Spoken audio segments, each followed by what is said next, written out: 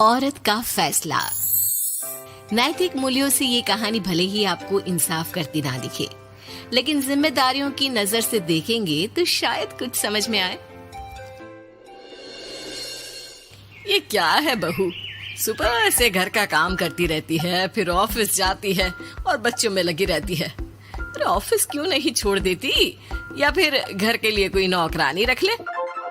कैसी बात कर रही है माँ, जानती तो है ना अभी इनके ऊपर कितना लोन है। थोड़ा ही सही मदद कर देती हूँ तो अच्छा लगता है, और अभी उनको मेरे पैसे की जरूरत भी तो है।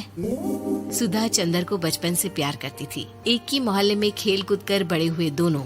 जहाँ सुधा संपन्न परिवार से थी तो वहीं चंदर का परिवार आर्थिक परेशानियों से जूझता ही रहा। लेकिन सुधा की जिद के आगे किसी की नहीं चली। सुधा, कल ऑफिस जल्दी जाना है और 2 दिन के लिए गुजरात ऑफिस के काम से भी जाना होगा। अरे कैसी बात कर रहा है बेटा, बहू को अगले महीने बच्चा होने वाला है, इस वक्त तो उसके साथ रहे। अरे कोई बात नहीं ना माँ, उनको जरूरी काम होगा, वरना मेरा चंदर ऐसे वक्त में मुझे छोड़कर कभी नहीं जाता।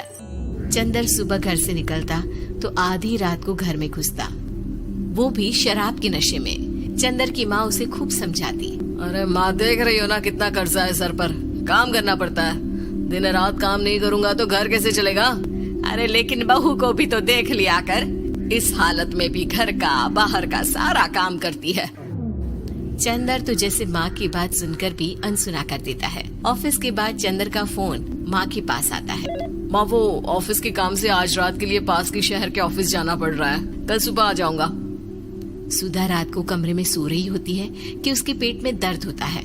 सुधा चंदर को वीडियो कॉल करती है। इनको फोन कर लो, शायद कुछ आराम मिले। लेकिन 10 बार फोन करने पर भी वो सुधा का फोन नहीं उठाता। ऑफिस के काम से गए हैं, हो सकता है बिजी हो। कितनी मेहनत कर रहे हैं हम लोगों के लिए। सुधा सो तो जाती है, लेकिन अकेले उसे कमरे में डर लगता है।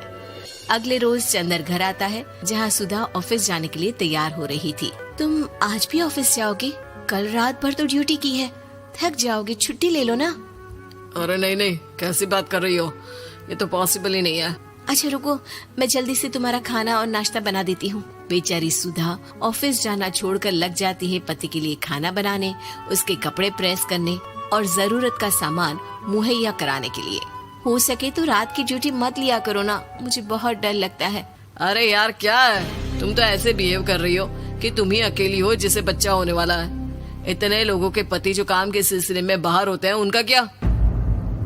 सुधा को चंदर के मुंह से ये बातें अजीब लगती है। अरे हुआ क्या है तुमको? पहले तो तुम मेरा कितना ख्याल रखते थे, मेरे पास रहते थे, मेरी दवा से लेकर खाने पीने तक का सारा ख्याल। और अब इस बार तो तुम एक दफा भी मेरे साथ डॉक्टर के पास नहीं आए, क्यों? अरे पागल हो गई हो क्या? पागल वाली बात कर रही हो। काम धंधा देखो या फिर तुम्हें लेकर टहलता फिरूं। और मुझे शुक्रवार की रात को काम से निकलना है, सोमवार आऊंगा। सुधा को समझ में नहीं आता कि क्यों अचानक से चंदर को फील्ड का काम मिल गया है। लेकिन एक दिन, सुधा, मैं और चंदर जरा एक रिश्तेदार के घर जा रहे हैं, तुम भी तैयार हो जाओ, घर में अकेली कैसी रहोगी। अरे नहीं नहीं, इस हालत में इसे लेकर जाना ठीक नहीं है। अरे लेकिन मैं ऑफिस भी तो जाती हूँ, फिर घर में अकेले। चंदर उसकी कोई बात नहीं सुनता। वो सीधा कार निकालकर माँ को लेकर चला जाता है। सुधा घर के काम में लग जाती है कि अचानक उसकी नजर चंदर के बैग पर पड़ती है, जिसमें एक कागज दिखाई देता है। इनकी कागज भी ना इधर उधर फैले होते हैं, एक भी खो जाएगा तो बवाल करेंगे। लेकिन जैसे ही सुधा वो कागज खोलकर देखती है तो वो सदमे में आ जाती है। दरअसल वो कागज नहीं, बल्कि चंदर और उसके ऑफिस में काम करने वाली लड़की चांदनी की गोवा की टिकट होती है। सुधा चंदर के बैग को खोलकर देखती है तो उसे होटल के बिल से लेकर महंगे गिफ्ट्स और दूसरे शहरों के टिकट मिलते हैं। सुधा को समझते देर नहीं लगती कि उसका पति किसी और लड़की के साथ है। चंदर के आने पर सुधा उससे बात करती है। अरे नहीं नहीं, ऐसा कुछ नहीं है, तुमको गलत फहमी हो गई है। लेकिन जब सुधा के सवाल तीखे हो जाते हैं तो चंदर को अपनी गलती माननी पड़ती है और वो सुधा से माफी मांग लेता है। सुधा फैसला कर लेती है कि वो चंदर को छोड़ देगी। बच्चे और सामान को लेकर वो घर से निकल ही रही होती है कि सास उसे रोकती है। कहाँ जाएगी बेटा, रुक जा। चंदर को सुधा का जाना खल नहीं रहा था। वो झूठे मुंह भी उसे रोकने की कोशिश ही नहीं कर रहा था। सुधा चंदर को देखती है और मायके चली जाती है। मायके में माँ कहती है, अरे आज से कैसे घर छोड़कर आ गई? कौन सा चंदर तुझे छोड़ रहा था? माफी तो मांग ली थी ना। देखो बेटा, बेटी डोली में जाती है और अर्थी में ही निकलती है। पर पापा, मेरा आत्मसम्मान, उसका क्या? आपने मुझे पढ़ाया लिखाया है, इस लायक बनाया कि मैं खुद का खर्चा उठा सकूं, बेटी को पढ़ा सकूं, एक अच्छा जीवन पाऊं। अरे लेकिन पति की जरूरत तो होती है ना सुधा दीदी, और अगर आपको नहीं है तो इस बच्ची का सोचो जो अपने पिता से इस कदर जुड़ी है। आने वाले बच्चे की सोचो जिसके आने से पहले ही आपने पिता का प्यार से दूर करने की सोच ली। सुधा फोन देखती है लेकिन चंदर का कोई कॉल नहीं होता। वो समझ नहीं पाती कि अपने आत्मसम्मान के बारे में सोचे या बच्चों के बारे में। मम्मी, हम नाना नानी के घर से दादी और पापा के पास कब जाएंगे? नहीं जाएंगे बेटा, अब यहीं रहेंगे। नहीं मम्मी, मैं पापा के पास जाऊंगी, मुझे दादी के साथ रहना है। और मेरे साथ? हाँ, आपके साथ भी तो, सबके साथ माँ।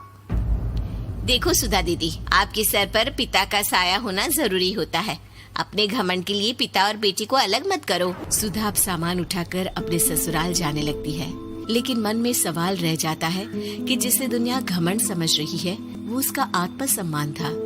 चंदन ने माफी जरूर मांग ली, लेकिन कभी ये एहसास नहीं दिलाया कि वो सिर्फ उसी का है।